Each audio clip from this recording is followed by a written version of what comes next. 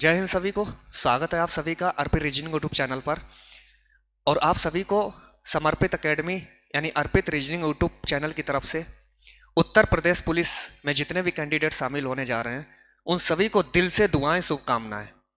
माता सरस्वती से वंदना आरती करते हैं कि आप सभी का पेपर इतना बढ़िया हो, जितनी आपने अच्छी तैयारी कर रखी है उससे भी बेस्ट से बेस्ट हो आपका एग्जाम। आप सभी को दिल से दुआएं और दिल से शुभकामनाएं। पेपर अच्छे से करके आओगे आप सभी।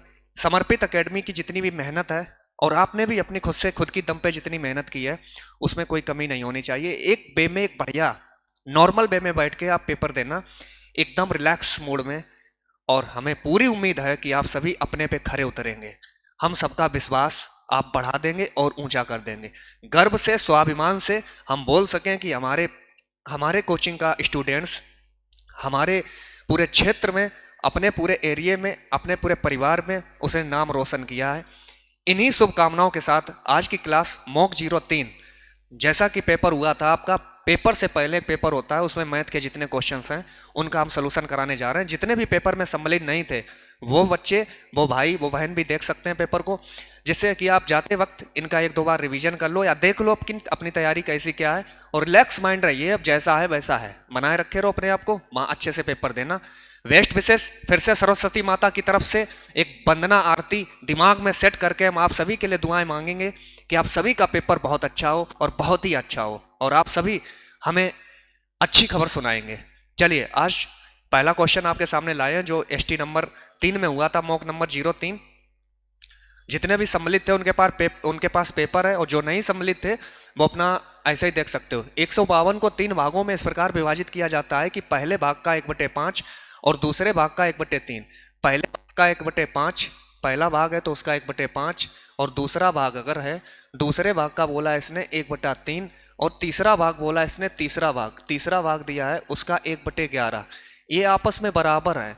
और जब भी रेशियो हमने चैप्टर तुम्हें पढ़ाया है या ना भी पढ़ाया, आपने जो अदर स्टूडेंट्स देख रहा है एक बात सीख लीजिए कि जब भी संख्याएं इस तरह बराबर पे लिख दे, उसने बोला है कि ये सब आपस में बराबर है, जब भी इस तरह से बोल दे कि बराबर है तो ये फर्स्ट, सेकंड और थर्ड का आपसे हम रेशियो पूछें केवल कि फर्स्ट, सेकंड और थर्ड का रेशियो क्या है, तो आप वही रेशियो लिखोगे। अगर आपने प्राप्त कर ली ऊपर संख्या 1 है तो हर जगह ऊपर संख्या 1 थी तो हम नीचे लिख देंगे ये इसका रेशियो है 5, इसका रेशियो है 3 और इसका रेशियो है 11।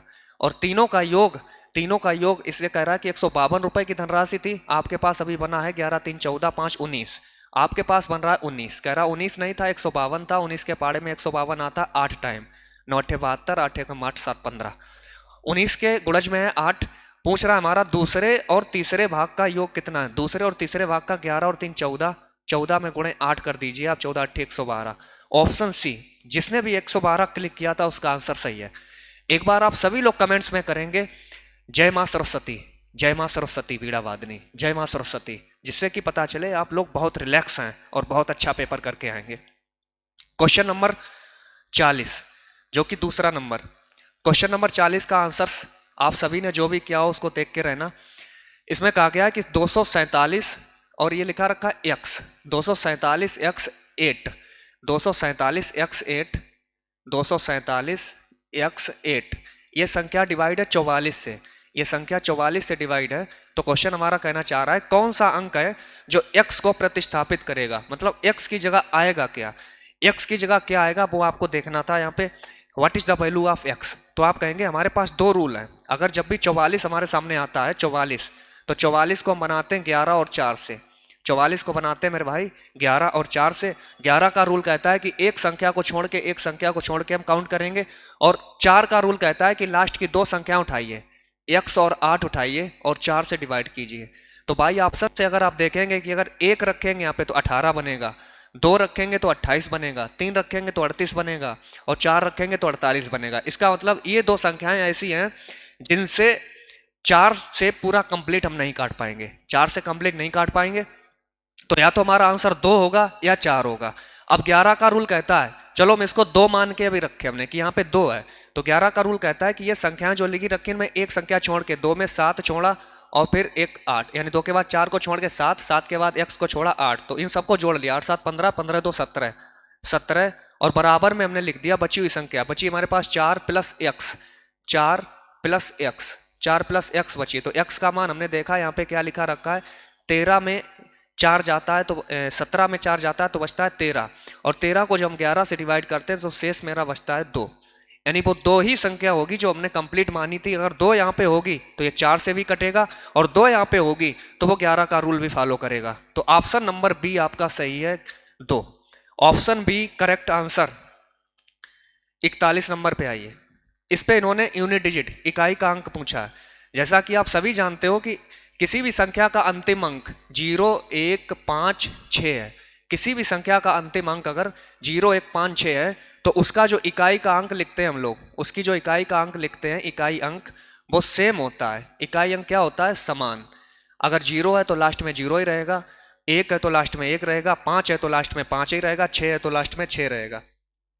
तो 0, 1, 5, 6 से प्राप्त कोई भी संख्या होती है उसका इकाई का अंक सेम रहता है। अब हम बात करें कि संख्या अगर हमारे पास 4 हो तो 4 पे हम घात सम की बात करते हैं और विषम की बात करते हैं। अगर 4 की पावर घात सम है तो आप लिखोगे 4 का स्क्वायर, जिसको हम लिखते हैं 6, तो यहाँ पे इकाई का अंक बनेगा 6। अगर घात विषम है तो आप लिख दोगे, अगर 4 पे घात विषम है, अगर किसी भी संख्या का अंतिम अंक 4 पाया गया और घात विषम है तो आप उसका आंसर कर देंगे 4। अब बात आई 9 का रूल। 9 वाला भी कहता है अगर घात सम है, अगर भैया घात सम है तो आंसर करोगे आप 1, और घात अगर विषम रहेगी तो आप आंसर कर देंगे 9। विषम है तो 9 कर देंगे, बस ये रहता है। अब यहाँ पे छूट क्या रहा है वो आपको देखना है कि छूट क्या रहा है। तो आपने ले लिया 0, 1, 5, 6, 4, 9, छूट रहा है हमारे पास 2, 3, 7, 8। 2, 3, 7, 8। 2, 3, 7, 8 का केस कहता है कि अगर किसी भी संख्या का अंतिम अंक 2, 3, 7, 8 है तो इसकी जो घात है पावर, उसको 4 से डिवाइड कर देते हैं। इसकी पावर को 4 से डिवाइड कर देते हैं, और 4 का रूल कहता है कि अंतिम 2 संख्या उठाइए और 4 से काट दीजिए। अंतिम 2 संख्या उठाइए और उनको 4 से काट दीजिए, जिससे कि उसका आप क्लियर आंसर बता पाएंगे। तो हमने देखा किसी भी संख्या का अंतिम अंक 3 है, किसी भी संख्या का अंतिम अंक 3 है, किसी भी संख्या का अंतिम अंक इधर 3 था, इधर भी 3 था, इधर भी 3 था, यानी प्रत्येक जगह 3 पाया गया। तो 2, 3, 7, 8 में से कोई भी अंतिम अंक हुआ तो हमने सीखा है कि इसकी पावर जो है 4 से डिवाइड करेंगे तो 49, और लास्ट के 2 डिजिट को करेंगे केवल, तो अंतिम 2 अंक 49 को 4 से डिवाइड किया तो 12, 4, 48, 1 बचेगा, और 3 की पावर 1 होता है 3, प्लस इसको जब हमने लास्ट के 2 डिजिट को 4 से डिवाइड किया तो 48 तक कट गया, 2 बचे, तो 3 की पावर 2 को लिखते हैं 9, 3 की पावर 2 को लिखते हैं 3। लास्ट के 2 अंकों को 4 से डिवाइड किया तो ये भी 48 से कंप्लीट कर गया, 3 बचा, और 3 बचते ही 3 की पावर 3 को लिखते हैं 27, और 27 होता है 7। 3 की पावर 3 को होता है, देखो 48 तक कट जाएगा, 48 में 3 जोड़िए, 48, 3, 51, और 51 था यहाँ पे, इसका मतलब 3 की पावर 3 27 होता है, तो ये जोड़ दीजिए, 9, 3, 12, 12, 7, 19, 19 का बनता है यूनिट डिजिट लास्ट में 9। ऑप्शन बी आपका सही है। ऑप्शन बी करेक्ट आंसर आपका रहा है।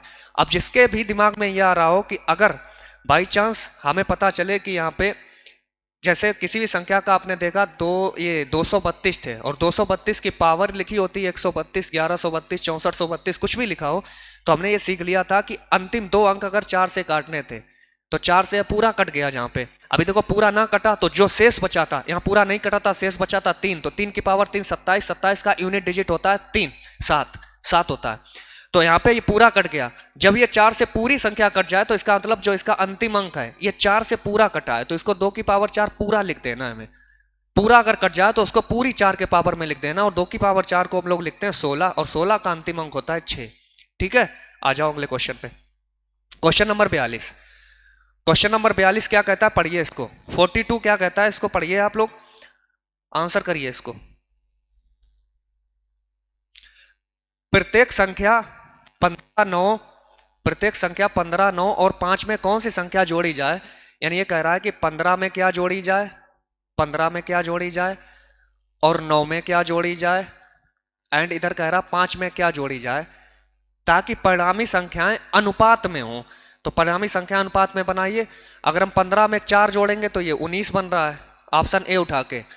9 में 4 जोड़ेंगे 13 बन रहा है, और 5 में 4 जोड़ेंगे 9 बन रहा है। तो ये अनुपात नहीं, अनुपात का मतलब है वो संख्याएं दूसरे से कट आउट होती हो, कट रही हो, तो अनुपात होता है। थोड़ी बहुत भले कटती हो, जैसे यहाँ पे 2 तुमने उठाया, 15, 2, 17, 9, 2, 11, ये भी नहीं कटेगा। 5 उठाया, 15, 5, 20, 9, 5, 14, और 5, 5, 10, यहाँ कट तो रहा है, लेकिन मामला तुम देखोगे 3 रखा तुमने, 15 और 3 18, तो अगली संख्या आएगी 9, 3, 12, और 5 में 3 जोड़ेंगे, 5 3 8। तो यहाँ पे मेरा पूरा सिस्टम ये बना है कि ये देखो, ये कंप्लीट 2 अनुपात में ये बना है। तो ये पूरा, जैसे हमने पहले कह दिया कि 15 में अगर 5 जोड़े 20 हो गया, 9 में 5 जोड़े 14 हो गया। तो 20 और 14 में कोई कॉमन संख्या ढूंढते, वो सही से कोई पाड़े वाली नहीं थी, कोई संख्या कॉमन है। तो इसमें हमने देखा कि 6 जो है इन दोनों में है, 6 दूना 12, 6 3 18 और ये 8। और ये परिणामी संख्याएं जो है ना अनुपात में है। यहाँ पे लास्ट में जो भी वैल्यू थी, ठीक है, इन दोनों को आप इस अनुपात में लिखेंगे 18 और 12। 18 और 12 पूरा 6 का गुणज होता है। तो हमारा ये 5 का भी फेल हो जाएगा, 4 भी फेल हो जाएगा, 2 भी फेल हो जाएगा, हमारा बचेगा मात्र 3। यानी 3 आंसर आप सही करोगे ऐसे क्वेश्चन में, जो कंप्लीटली 2 संख्याएं आपको ऐसी मिल जाएं जो बढ़िया से आपकी बन रही हो, काट पा रहे हो आप अनुपात। तो संख्याएं जोड़ी जाएं ताकि परिणामी संख्याएं उनकी अनुपात में हो गई क्रमशः। 43 नंबर पे आइए। 43 नंबर आपका पिछले क्वेश्चन में आया हुआ है, बिल्कुल यूपीएसआई का क्वेश्चन है। 6 के वर्ग, 6 का वर्ग होता है 36, 6 का वर्ग 36, 6 के वर्ग और 4 के घन, 4 का घन होता है 64, और 24 का एलसीएम, और 24 इनका इन्होंने कह दिया एलसीएम बताओ, एलसीएम क्या होगा। एलसीएम, और एलसीएम तुमने अच्छे से सीखा है एलसीएम क्या होता है। जैसे हम तुमसे कहते हैं 36 और 24 का एलसीएम क्या होगा, तो आप 36 और 24 का एलसीएम देख के ही बताओगे कि 144 होगा, 144। अगर हमें नहीं पता है तो हम कहेंगे 64 का नहीं पता, और 64 का नहीं पता तो इन दोनों में कॉमन क्या है, कॉमन कहोगे 16 है, 16 से काटोगे, 16 से काटोगे तो हम कहेंगे 16 से काट दिया तो 16 चौक 64 होता है। तो 4 का गुणा ऐसे करेंगे, 4 चौक 16, 4 चौक 16 1 17, 4 एकम 4 और 1 5। तो ये आंसर आ जाएगा आपका 576। कुल मिला के इसका आपसे एलसीएम पूछा है, और एलसीएम तुमने अच्छे से सीख भी रखा है। जिसने भी ना सीख रखा हो, अर्पित रीजनिंग यूट्यूब चैनल पर मेरी पूरी एक एलसीएम की क्लास पड़ी हुई है, एलसीएम एचसीएफ की, उसको आप अभी देख सकते हैं। 44 नंबर, एक छात्र ने, 44 नंबर पे आइए, एक छात्र के अंक 68 के बजाय 88 दर्ज हो गए, यानी होने थे 68 और हो गए 88। तो यहाँ पे कितना एक्स्ट्रा हो गए, तो आप कहोगे जी एक्स्ट्रा हो गए 20। अगर 20 एक्स्ट्रा बढ़ता चला गया तो असर पड़ेगा, वो कह रहा औसत अंक 0.5 बढ़ गए। तो 20 बढ़ता चला गया किस वजह से, 0.5 की वजह से। 0.5 पॉइंट हटाएंगे यहाँ से तो दशमलव का 1 जीरो ऊपर चला जाएगा, और 5 से काटेंगे, 5 चौक 20, 10 का 4 में गुणा कर देंगे 40। तो आप आंसर्स कर देंगे इसका। कक्षा में कुल छात्रों की संख्या है वो है कितनी, 40। 40 आपका सही आंसर है। आ जाओ क्वेश्चन नंबर 45 पे। क्वेश्चन नंबर 45 आपका परसेंटेज का क्वेश्चन है, और बहुत ही अच्छा क्वेश्चन है परसेंटेज का ये, क्योंकि ऐसे क्वेश्चन आपके पेपर में बनते हैं। ए बी सी डी 4 व्यक्ति लिखे रखे हैं, ए बी सी और डी। उम्मीद है कि परसेंटेज की वैल्यू अब सभी को रटी पड़ी हो। ए बी से 40% कम है, 40% होता है 2/5। बी से, यानी बी अगर 5 है तो 2 कम होके ए हो गया 3, ए हो गया 3। और फिर कहा गया बी सी से 15% कम है, बी सी से 15%, 15% की वैल्यू होती है 3/20। सी से, यानी कि बी सी से है तो सी हो गया 20, 20 में 3 कम हो गए तो ये हो गया 17, तो ये हो गया 17। लास्ट में इसने बोला है कि सी डी से 50% अधिक है, 50% होता है 1/2। सी डी से, जिसके साथ से शब्द है बटे वाली वैल्यू उसके साथ होगी, सी डी से, तो डी का मान अगर है 2, डी का मान है 2, तो सी का मान आप लिख दोगे 1 अधिक है, ये 3 हो जाएगी। ऐसा रेशियो बताया था, जहां जहां खाली है वहां पे लिख दो 3, यहाँ खाली है 3 यहाँ लिख दो, यहाँ पे 17 इसके साथ लिख दोगे, और यहाँ पे 5 इसके साथ लिख दोगे, इसके साथ 5 लिख दोगे, एंड इसके साथ 20 लिख दोगे। आपको पूरा गुणा नहीं करना, उसने केवल हमसे कहा ए डी से कितने % कम होगी, ए डी से कितने % कम होगी। तो आप यहाँ पे देखेंगे ए और डी में गैप देखेंगे, 17 तियां 51, 51 तियां 3 एकम 3 पचे 15, 153, और डी वाला लिख दो 20 पंचे 100, 100 दूना 200, यानी इन दोनों के बीच का गैप आपको देखना है, गैप है 47 का। और इस 47 का गैप उसने शब्द दिया ए डी से, ए डी से, डी के साथ से लगाया तो बटे 200, 200 परसेंटेज के लिए 100, तो परसेंटेज से 0 0 कट जाएगा। 47 का आता होता है 23.5, 23.5%। ऑप्शन बी आपका सही है, ऑप्शन बी आपका सही है। 46 नंबर पे आओ, ये देखो अच्छा क्वेश्चन है 46 नंबर, यानी प्रत्येक सीरीज से आपका एक एक क्वेश्चन उठाया है, प्रत्येक बिल्कुल पेपर के जैसा पेपर है। और आप देखना पेपर जब करके आओगे आपको इससे कितना फायदा मिलने वाला है, ये सिर्फ आपको पता होगा जो जो इस वीडियो को देखेगा और जिस जिसने क्लास की है। यदि 12 पुरुष या 9 महिलाएं, हमने बताया था कि जब भी या शब्द लग जाए तो बराबर का मामला है। 12 पुरुष या लगा दिया तो बराबर कर दिया, 9 महिलाएं, 9 डब्लू, तो एम और डब्लू का रेशियो आप लिखोगे तो 3 से हम काट दें, 3 तिरके 9, 3 चौक 12, यानी एम की एक दिन की क्षमता है 3 और डब्लू की एक दिन की क्षमता है 4। अब क्वेश्चन हमारा कह रहा है यदि 12 पुरुष और 9 महिलाएं किसी काम को 36 दिन में करते हैं। अब हम टोटल वर्क अगर लिखना चाहें, टोटल वर्क होता है या तो आप 3 का मान m की जगह रख दो या 4 का मान w की जगह रख दो। 12 तिया 36 और 9 चौक 36, बात एक ही है। टोटल वर्क 36 है, लेकिन ये कितने दिन में करते हैं, तो कहोगे 36 दिन में करते हैं। तो टोटल वर्क ये बन गया 36 गुणे 36, यानी हमने लिख दिया 12 में गुणे 3 इसके साथ, और 36 दिन वो थे। तो उसने पूछा 16 पुरुष और 18 महिलाएं। 16 पुरुष m की जगह रखना में 3 और 18 महिलाएं, 18 गुणे 4, 36 में गुणे 36 लिखे रहने दो। 16 तिया 48, 16 तिया 48 और 18 चौक 72, 8 2 10, 7 4 11 12, 120 बन रहा है यहाँ पे 120। 12 से काटेंगे, 12 तिया 36, ये 10 टाइम कट गया। 12 और 2 से फिर काटेंगे, ये 2 से कट गया, 18 दूना 36 और 2 से काट दिया 5 दूना 10, या इनका गुणा भी कर लेते हैं आपस में। 18 तिया 54, 54 बटे 5 आपका आंसर कहाँ पे, 54 बटा 5, 54 बटा 5 देखिए कहाँ पे, 10 पने 50, 50 और 4 54, ऑप्शन नंबर सी। 10 पने 50, 50 और 4 54, 54 बटे 5 ऑप्शन नंबर सी, 54 बटे 5 ऑप्शन नंबर सी आपका सही आंसर है। आ जाओ अगले क्वेश्चन पे, 47 नंबर पढ़िए 47। और जिसके पास पेपर है वो तो पढ़ा पढ़ाया, बस अपने आंसर मिलाइए कि आपने कितने सही किए। जिसके जितने आंसर सही हो कृपया करके, फिर मैं बोल रहा हूं कि अपने आंसर जरूर बताएं कि हमने इतने अटेम्प्ट किए थे और मेरे इतने सही निकले। एक व्यक्ति स्कूटर द्वारा 64 किलोमीटर प्रति घंटा चाल से निश्चित दूरी तय करता है, 64 किलोमीटर प्रति घंटा से, और निश्चित दूरी तय करता है, और साइकिल चलाकर 16 किलोमीटर प्रति घंटा की चाल से वापस लौट के आता है। तो पूरी यात्रा के दौरान उसने कहा औसत गति ज्ञात कीजिए। यानी जब भी व्यक्ति x किलोमीटर प्रति घंटा से जाए और y किलोमीटर प्रति घंटा से आए तो औसत चाल पूछी जाए तो आप लिख देना 2x by upon x plus by. तो यहाँ पे 2x बाई यानी 64 इंटू 36 इंटू 16 है कि गया था 64 से आया 16 से, और 64 और 16 दोनों को जोड़ेंगे तो 80 बनेगा। तो 16 पंचे 80 और 16 पंचे 80, 64 दूना 128, 128 के बटे 5 आपको काटने हैं केवल, 128 के बटे 5 काटिए, 5 दूना 10, 2 बचे, 5 25, 3 बचे, 5 छके 30, यानी 25.6 किलोमीटर प्रति घंटा, 25.6 किलोमीटर प्रति घंटा आपका आंसर कहाँ पे है, यहाँ पे ऑप्शन नंबर ए, 25.6 किलोमीटर प्रति घंटा। अपने आंसर जरूर हमें बताना कि किसका कितना मामला फिट रहा, किसके कितने ठीक रहे। 48 नंबर, ये देखिए, ये तुम्हारा सीपी और एसपी यानी प्रॉफिट एंड लॉस से क्वेश्चन है, बिल्कुल हल्का सा, बिल्कुल छोटा सा क्वेश्चन है, लेकिन बस इसकी कैलकुलेशन है आपके सामने, कैलकुलेशन कर देनी है आपको। 2140 वस्तुओं का सीपी बराबर है 1712, बराबर है 1712 वस्तुओं के सेलिंग प्राइस से। तो आप यहाँ पे देख लीजिए सीपी और एसपी का रेशियो क्या है, सीपी और एसपी का क्या रेशियो है, तो आप कहोगे 1712 से बटे किया गया है 2140।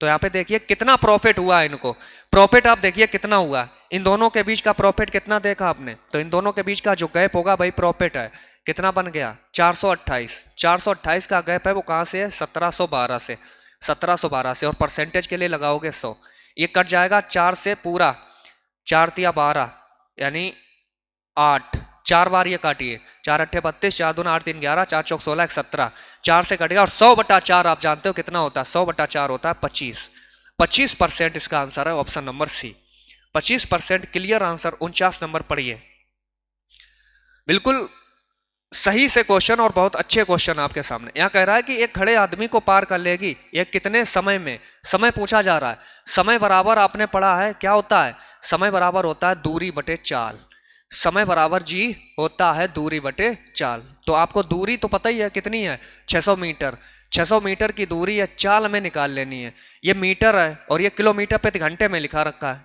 54 किलोमीटर प्रति घंटा को मीटर प्रति सेकंड में बनाते हैं तो 5/18 का गुणा कर देते हैं, तो 18 तिया 54 और 5 तिया 15, तो 15 से काटेंगे इसको, बस आपका समय आ गया 15 चौक 60, 15 चौक 60, यहाँ पे 600 था तो 15 चौक 60 40 सेकेंड, आपका आंसर बनेगा बी, ऑप्शन नंबर बी आपका बिल्कुल सही है 40 सेकेंड। आ जाओ 50 नंबर पे, ज्यादा क्वेश्चन नहीं है तुम जानते हो। यदि कोई निश्चित धन 3 वर्षों में 575, देखिए कोई निश्चित धन होता है 3 वर्ष जब लगे हैं, 3 वर्ष लगे तब हो गया 575, 3 वर्ष में बना है 575, और 5 वर्ष में यही धन, 5 वर्ष में यही धन बन गया जाके, 5 वर्ष में यही धन बन गया 625, तो आपने देखा ये यहाँ पे कितना गैप हो गया, यहाँ पे गैप बताइए आप कितना हुआ, तो 0, 12 में 7 गया 5, 50 का गैप हुआ है, वो कितने वर्षों के कारण हुआ है, आप कहोगे 2 वर्षों के कारण। तो 1 वर्ष का ब्याज अगर हमने पूछना चाहा तो आपने बता दिया 25 रुपया है। अगर 1 वर्ष का ब्याज 25 रुपया है तो हमें मूलधन पता करना है। अगर 1 वर्ष का ब्याज 25 रुपया तो 3 वर्ष का ब्याज कितना होगा, तो आप कह दोगे 3 वर्ष का ब्याज होगा 75 रुपया। 575 में 75 आपका ब्याज है, तो मूलधन कितना रहा होगा 500। 500 रुपए के मूलधन पर 500 रुपए के मूलधन पर 25 रुपया आपका ब्याज बन गया है। 25 रुपया आपका ब्याज बन गया है, तो कितने परसेंट की रेट आप लगी है, तो 0 से 0 हटाएंगे, 25 5%। Option number D, option D बिल्कुल सही, एकदम करेक्ट, बिल्कुल सही। 50 क्वेश्चन कंप्लीट, मतलब आपने जो सीरीज टेस्ट की लगाई है उसमें 50वां क्वेश्चन आपका पूरा हो चुका है। आंसर्स जरूर बताएंगे आप हमें। 800 रुपए को 10% वार्षिक चक्रवृद्धि ब्याज की दर पर निवेश किया जाता है, तो 2 वर्ष में अर्जित ब्याज की राशि कितनी होगी। 10% होता है 1/10, 10 में 1 बढ़ाया तो 11, फिर दूसरे वर्ष भी आपने कह दिया 10 में 1 बढ़ाया 11, तो मूलधन था पहले 100 रुपया, 10 का 10 में गुणा किया 100, और आज मूलधन बन गया 121। यहाँ पे बीच में कितना बढ़ गया, आप कहोगे 21 रुपया बढ़ गया। यही 21 जो बढ़ा इसी को बोलते हैं कंपाउंड इंटरेस्ट, चक्रवृद्धि ब्याज। लेकिन कह रहा 800 रुपए थे मूलधन, मूलधन यहाँ पे 100 है, वो कह रहा 800 रुपए थे, तो यहाँ पे कितने गुणज पे हैं जी, आप कहोगे 8 गुणज पे, तो 8 गुणज पे करते ही आपका आंसर आ जाएगा 168। लेकिन हमने तुम्हें बताया कि हमें औरों से आगे निकलना, ये तो बहुत लोग लगा के जाते हैं। 10% की वैल्यू 2 वर्ष में हमने याद करवाई थी, तुम्हें 21% होता है। 10% अगर चक्रवृद्धि ब्याज 21% है, 21%, तो आप 800 का केवल 21% निकालोगे। 800 का 21%, परसेंट से दोनों जीरो खत्म, 21 अट्ठे 168। ऑप्शन नंबर डी, आपको इस वे में लेके जाना है। 10% पे हमने याद करवाया था, फिर से हम रिपीट करे दे रहे हैं कि 10% है और 2 वर्ष है, 2 वर्ष है, तो आप कंपाउंड इंटरेस्ट सीआई की रेट आप परसेंट याद कर लीजिए, 21% होती है। अगर 10% है और हम बोलते हैं वर्ष है 3 वर्ष, वर्ष 3 वर्ष है, तो याद कर लीजिए 33.1% है rate of percent compound interest की। आप तुरंत देख के ही लगाएंगे सवाल। क्वेश्चन नंबर 52 पे आइए। क्वेश्चन नंबर 52 कह रहा है, एक आयताकार कमरे की लंबाई और चौड़ाई में 5:4 का अनुपात है। अगर कमरे की लंबाई 15 मीटर है, लंबाई और चौड़ाई का अनुपात है 5:4, लेकिन कह रहा लंबाई 5 नहीं है, लंबाई 5 नहीं है, लंबाई है 15 है, तो ये कितने गुणज में 3, तो चौड़ाई भी क्या हो जाएगी, चौड़ाई भी क्या हो जाएगी, 3 का गुणा करके 4 तिया 12। और आयत का जब क्षेत्रफल आप लिखोगे, क्षेत्रफल होता है लंबाई गुणे चौड़ाई, 15 गुणे 12 180 सेंटीमीटर स्क्वायर या मीटर का स्क्वायर, जो भी यूनिट है वो आप देख के लगाएंगे। क्वेश्चन नंबर 53 पे आइए। क्वेश्चन नंबर 53 देखिए, अच्छा खासा क्वेश्चन आपका ये आया हुआ है एग्जाम में, और आया हुआ क्वेश्चन फिर से हम एक बार चाहते हैं कि तुम लोग इसको रिवीजन करके, जिससे आप पकड़ मजबूत कर पाओ अपनी। क्वेश्चन हमारा कहता है कि सुहास और नितिन ने 8:3 के अनुपात में कारोबार किया, 8:3 के अनुपात में कारोबार किया, निश्चित मात्रा की राशि निवेश की, परंतु कुछ महीनों के बाद सुहास ने अपना पैसा वापस ले लिया। कुछ महीनों के बाद सुहास ने अपना पैसा वापस ले लिया। अब आपको ये देखना है कि इनके सुहास और नितिन के रेशियो कितने हैं। जो कारोबार किया है 8:3 में निवेश किया है, तो सुहास ने 8 में निवेश किया और 12 महीनों के लिए लगाया है। क्योंकि कोई भी हम बिजनेस जब करते हैं तो एक साल को लिखेंगे 12 महीने, साझेदारी वाला। 12 महीनों के समापन पर सुहास और नितिन द्वारा आपस में बांटे गए लाभ का अनुपात 5/4 होने पर केवल नितिन ने कितने महीनों तक निवेश किया, केवल नितिन ने कितने महीनों तक निवेश किया ये पूछ रहा है। इससे पहले इसने ये बोला है परंतु कुछ महीनों के बाद सुहास ने अपना पैसा वापस ले लिया, मतलब टोटल 12 महीने में कुछ महीनों के बाद, तो टी महीने के बाद हम कहते हैं कि भाई सुहास ने केवल 12 महीने में 6 महीने बाद, तो आप कहोगे 12 में 6 हटाओगे तभी तो 6 लिखोगे, तो हमें टी नहीं पता है, कुछ महीने बाद, कुछ की वैल्यू मैंने मान ली टी है, और इसका नितिन का था 3, इसने पूरा अपने 1 साल के लिए लगाया था, इसने पूरा। तो यहां पे इसने लास्ट में ये कहा है जब ये 5/4 होने पर केवल नितिन ने कितने महीनों तक निवेश किया होगा, कि 5:4 में आते आते नितिन का निवेश कितने महीनों तक रहा होगा, तो 5/4। अब यहाँ पे आप काटेंगे पीटेंगे, बस आंसर लाएंगे। जैसे 4 से इसे हम काट दें, 4 तिया 12, और कुछ कटेगा नहीं कटेगा, तो 8, यानी हम कहेंगे 12 120 माइनस 8t बराबर 3 त्रिके 9, 9 पने 45, तो 120 में 45 हटाओगे, 10 में 5 गया 5, 11 में 4 गया 7 4 11, 11 में 4 गया 7 4 11 और बटे 8 बराबर टी, तो टी का मान आ जाएगा 8 8 64, 8 ने 72, 9 सही 3/8। टी का मान आया 9 सही 3/8, और टी का मान 9 सही 3/8 आते ही यहाँ पे देखिए पहले हमने सही घटाया है, कुछ गुणा भाग गलत तो नहीं हुआ।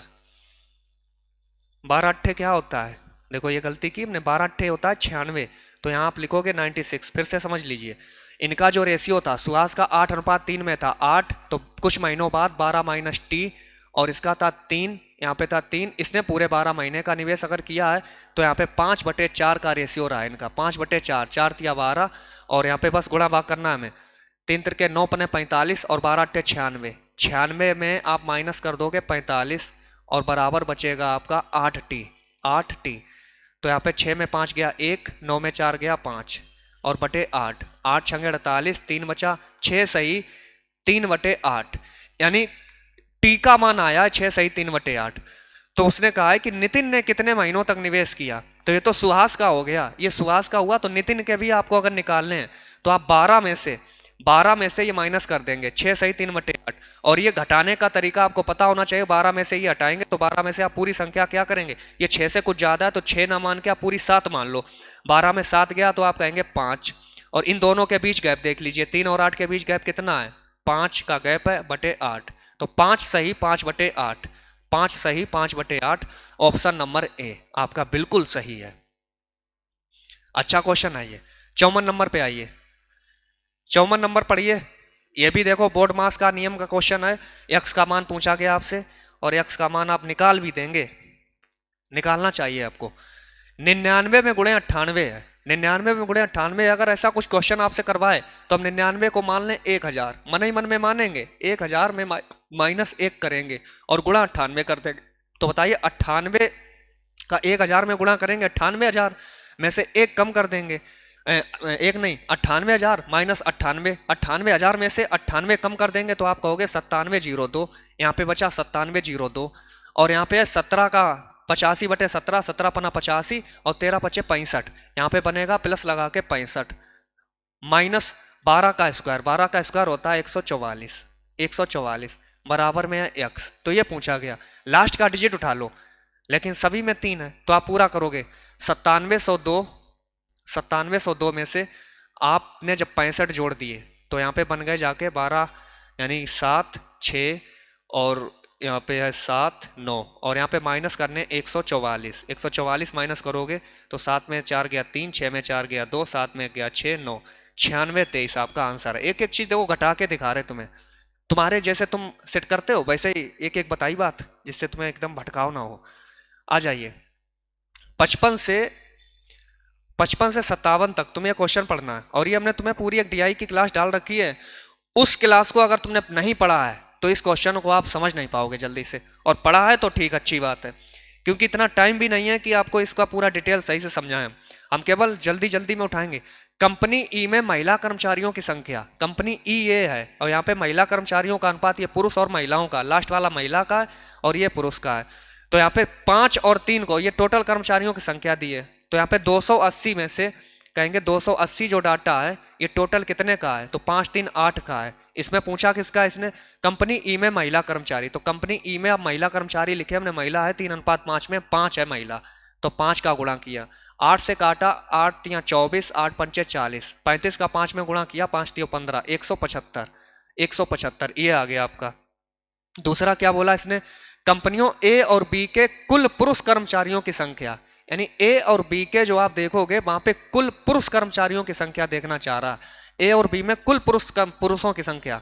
तो यहाँ पे देखिए 16 और 3 19, 19 दूना 38, ये 20 गुना पे है, पुरुषों की संख्या पहली वाली 13, तो यहाँ पे बनी 260, एक तो है 260, ठीक। अब बी वाले पे आए 420 है, 4 3 7, 7 को 420, 7 चंगे 42 60, और 60 का 4 में गुणा किया 240, ये आ गया 240, तो 0 6 4 10, 2 2 4 1 5, यानी पुरुष कर्मचारी जो बने जाके दोनों जोड़ के 500। हमारा क्वेश्चन कह रहा है कि के कुल पुरुष कर्मचारियों की संख्या के, यानी 175 जो है टोटल ए और बी के योग के 500 कितने परसेंट है, गुणे 100, तो 0 से 0, 5 तिये 15, 5 सते 55 25, 5 तिये 15 55 25, 35%। ये पूरा हमने टाइप हमने डाल रखा है यूट्यूब पे, फिर से बता रहे डीआई का, एक बार 2 गुनी स्पीड में लगा के देख लीजिए, आपके 6 से 8 क्वेश्चन सही होने वाले हैं, नंबर बहुत ज्यादा डीआई के बनेंगे, ध्यान रखना। आ जाओ अगले क्वेश्चन पे। Question number 56। क्वेश्चन नंबर 56 पढ़िए तब। क्या कहता है 56? पकड़ के पूछो इससे, क्या तू कहता है और क्या मैं लाना चाहता हूं।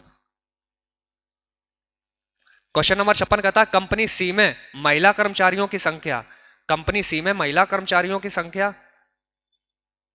कंपनी ई में पुरुष कर्मचारियों की संख्या से, यानी कंपनी सी में महिला कर्मचारियों की संख्या वुमेन, और कंपनी ई में मेल कर्मचारियों की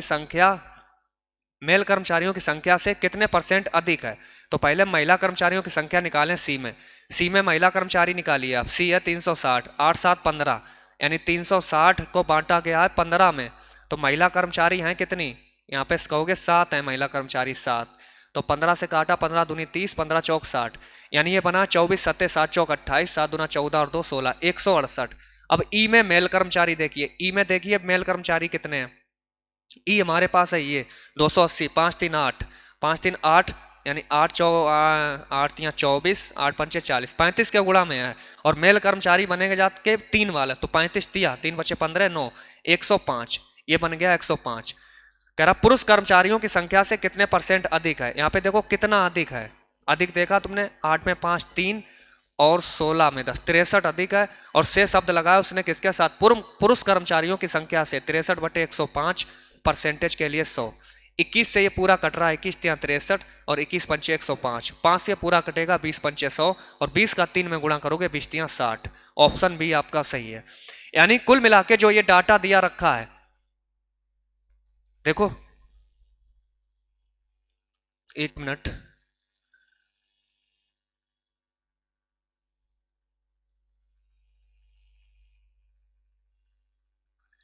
कुल मिला के जो ये डाटा दिया है तुम्हें, इस डाटा में देखो एक बार ब्लर हो गया था, फिर से आप समझ लो कि इस डाटा में इसने क्या बोला है तुमसे।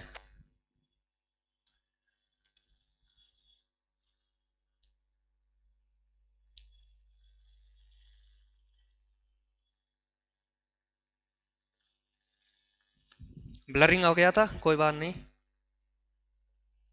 हम चाहते हैं कि तुम क्लास ब्लर ना हो, आप समझते रहें जिससे पूरी क्लास। कंपनी सी में महिला कर्मचारियों की संख्या, कंपनी सी कौन सी थी, कंपनी सी थी ये वाली 360, 8 7 15, 15 को यहाँ पे जब तुमने काट के देखा 15 दूनी 30, 15 चौक 60, 24 के गुणा में, तो महिला कर्मचारियों वाला अनुपात है 7, 24 का 7 में जब गुणा किया तुमने कंपनी सी में महिला कर्मचारी बनी जाके आपकी 168 बनी, यानी 7 चौक 28, 7 दूनी 14 और 2 16। और कंपनी ई में पुरुष कर्मचारी, कंपनी ई में मेल कर्मचारी, ई था ये 280, यानी 3 और 5 8, 8 से काट के देखा 8 24, 8 पंचे 40, और पहला वाला 3 जो है वो मेल है, 35 या 105, तो यहाँ पे बना 105। इससे कितना अधिक है, इससे अधिक है आपने देखा 63 अधिक है। 63 अधिक कहाँ से, 105 से, और परसेंटेज के लिए लगाओगे गुणे 100, अब काट दोगे तो आंसर आ जाएगा 60%। 21 तिया 63 और 21 पंचे 105, 5 से काटोगे 20 पंचे 100, 20 तिया 60। ऑप्शन आपका बी बिल्कुल सही रहेगा। 57 नंबर पे आइए। 57 क्या कहता है, कंपनी सी में पुरुष कर्मचारियों की संख्या और कंपनी डी में महिला कर्मचारियों की संख्या का अनुपात क्या है। कंपनी सी में पुरुष कर्मचारियों की संख्या और कंपनी डी में महिला कर्मचारियों की संख्या का अनुपात क्या है। तो कंपनी सी कहाँ गई भैया, कंपनी सी है, ये है कंपनी सी रही यहाँ पे, और यहाँ पे डाटा क्या दिया है 8 7 15, इन दोनों को जोड़ है 15, 15 का अभी तुमने गुणा किया, 15 दूना 30 और 15 चौक 60, 24 के गुणा में था। तो कंपनी सी में मेल कैंडिडेट कितने थे, मेल पहला वाला मेल है, 24 का 8 में गुणा करोगे 8 चौक 32, 8 दूनी 16 3 19, 192। और डी में वुमेन पूछा गया, डी में वुमेन 11 9 20, 11 9 20, 20 को गुणा करोगे यानी 16, 16 के मल्टीपल में वुमेन कितनी होगी, 16 नेमा 144, 16 नेमा 144। तो आप 16 गुणे 9 लिखा रहे हैं, दो 16 गुणे 9। और इधर भी डाटा जो यहाँ पे हमने लिख दिया है, इधर भी डाटा आप इसको 192 ना लिख के देखिए, कैलकुलेशन आपकी अच्छी रहेगी। जैसे ये था 24 में गुणा 8 हमने 192 लिख दिया था, तो हम केवल 24 गुणा 8 ही रखेंगे, जिससे अब हमारे देखो कैलकुलेशन कितनी अच्छी रहेगी, 16 में गुणे 9 रखेंगे। तो देखो 8 से काटेंगे 8 दूना 16, 8 तिया 24 और 8 दूना 16, 3 से काट देंगे 3 तिरके 9 और 2 से काट देंगे 2 चौक 8, तो हमारे पास आंसर आ गया 4:3, 4:3 ऑप्शन सी, 4:3 ऑप्शन सी आपका सही आंसर है। ये देखो लास्ट क्वेश्चन आ गया आपका, 48 नंबर, 48 नंबर देखिए, पढ़िए अभी, एक मिनट। 48 आपका क्या कह रहा है, ये देखो बार ग्राफ का क्वेश्चन है, जो कि बहुत ही सिंपल क्वेश्चन होता है। ये टेढ़ी मेढ़ी रेखाएं दे देता है और टेढ़ा मेढ़ा करने के लिए हमें भटका देता है, और कुछ नहीं है इसका मतलब। ये कह रहा है इन सबका औसत बताओ, 25, 32, 18, 24, 36, 29 और 38, इन सभी का औसत बताओ। तो आप लिख दोगे 25 plus 32 plus 18 plus 24 plus 36 plus 29 और प्लस 38, इन सभी को जोड़ोगे बटे में कितनी लिख दोगे, 1 2 3 4 5 6 7, इन सभी को जोड़ के बटे 7 लिख दोगे, बस आपका आंसर आ गया। इन सभी को जोड़ के आप बटे 7 लिख दोगे, ठीक भैया। तो आंसर कर दो, आप ही लोग कर दो, लास्ट वाले आंसर को क्लिक कर दीजिए, आप लोग बता दीजिए मैं क्या आंसर है इसका।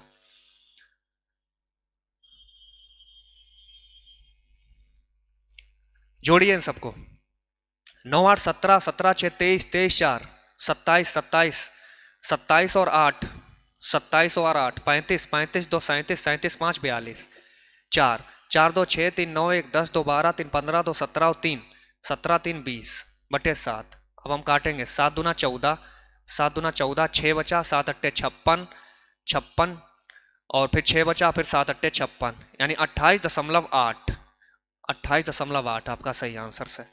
ठीक, तो ये रही आज की आपकी क्लास। बाकी आप जानते ही हो, रीजनिंग की क्लास सर ने आपको 59 से 113 जो है वो आपको सर द्वारा प्राप्त हो ही गई है, और उसको भी देख लेना। चलिए फिर से हम बोलते हैं कि अपने आप लास्ट टाइम अपना आंसर बताना। हम सभी जितने वीडियो देख रहे हैं, जाते वक्त, वीडियो हटाते वक्त आप लोग कमेंट में बताओ जरूर हमें कि कितना किसका स्कोर रहा, कितने किसने अटेम्प्ट किए थे, और वीडियो देखते ही देखते किसने सोल्यूशन किए थे। हमने कम टाइम में, मतलब हम थोड़ा टाइम लेके आपको आगे क्वेश्चन करवाया था, जिससे कि आपने भी बैठे बैठे किया होगा जिसने एसटी नहीं दी थी। तो अपने सभी लोग कमेंट कीजिए और हमें बताइए कितना आंसर सही है। एक बार फिर से शुभकामनाओं के साथ दिल से हार्टली आपको बोलते हैं कि आप लोग एकदम घबराकर नहीं, एकदम बढ़िया रंगबाज बनकर जाना, क्योंकि आपकी तैयारी कंप्लीट है और कंप्लीट रहेगी।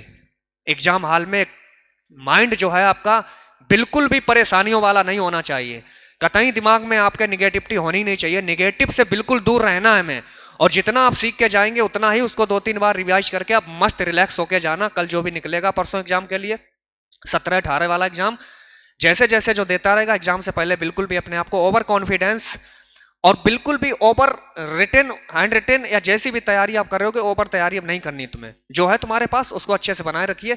समर्पित परिवार, समर्पित एकेडमी, हमारे अर्पित सर, कृष्णा सर और हम सभी ने मिलकर जितनी भी आपको तैयारी करवाई थी, दिल से, मेहनत से, उतनी लगन से अगर आपने यहाँ पे की है तो आप बेझिझक बैठिए, पेपर पे मिलिए और अच्छे से पेपर को फाइट कीजिए, अपना फिर आगे का प्रोसेस बढ़ाइए।